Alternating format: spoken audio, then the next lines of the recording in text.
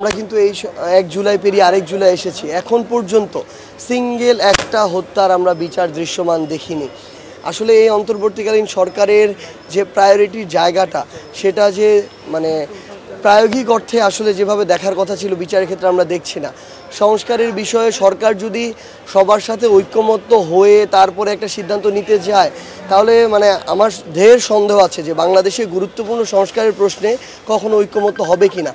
এক্ষেত্রে সরকারকে এটা মনে রাখতে হবে, তার সবচেয়ে বড় দায়বদ্ধতা, লেজিটিমেসি হচ্ছে এত বড় একটা অভ্যুত্থান, এত মানুষের জীবন দেয়া, রক্ত দেয়া, এবং সরকারকে স্ট্রংলি কিছু জিনিস দুই একজন ব্যক্তি, দুই একটা দলের বিরুদ্ধে গিয়েও নিতে হবে, যেটা দেশের স্বার্থে গুরুত্বপূর্ণ।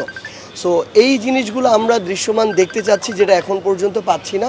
আর আমরা মানুষের কাছে এই বার্তাটা পৌঁছে দিতে চাই যে মানুষের জায়গা থেকে এই পরিবর্তনের একটা তীব্র আকাঙ্ক্ষা বা চাওয়া দেশের সামনে আসতে হবে। রাজনৈতিক দলগুলো কখনো পুরাতন এস্টাবলিশমেন্ট ভেঙে নতুন একটা সিস্টেমে যেতে তাদের আগ্রহ তুলনামূলক কম, কারণ তারা ওইগুলোর সাথে অভ্যস্ত, তাদের ওইগুলোর সাথে বিভিন্ন স্বার্থ জড়িত। সো আমরা যদি এই ভেঙে চুরে নতুন একটা সিস্টেমের দিকে যেতে চাই, আমাদের জনগণ থেকে ওই তীব্র একটা চাওয়া আসতে হবে।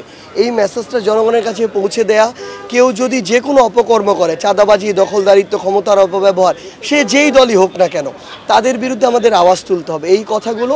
এবং আমরা খাগড়াছড়ি যাচ্ছি, আমাদের পার্বত্য যে জেলাগুলো রয়েছে, এই জেলাগুলো আমাদের কাছে আরও স্পেশাল। আমাদের এই জেলার ভূমিরূপ বলি, এই জেলার লাইফ সাইকেল, লাইফস্টাইল বলি, সব কিছু আমাদের জাতীয় নিরাপত্তার সাথে জড়িত, আমাদের রাজনৈতিক অখণ্ডতার সাথে জড়িত, সার্বভৌমত্বের সাথে জড়িত, এবং অনেকের বিদেশি চক্রান্তও আছে, যেগুলো আবার এই পার্বত্য জেলাগুলোর সাথে জড়িত। তো আমরা সামগ্রিকভাবে আমাদের দেশকে ঐক্যবদ্ধ করার জন্য আমাদের এই যাত্রা।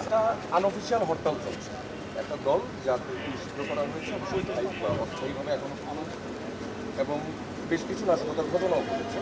তো এটা একটা বিষয়। আরেকটা হচ্ছে যে আমরা এক ধরনের একটা ঘোষণা করা এরকম।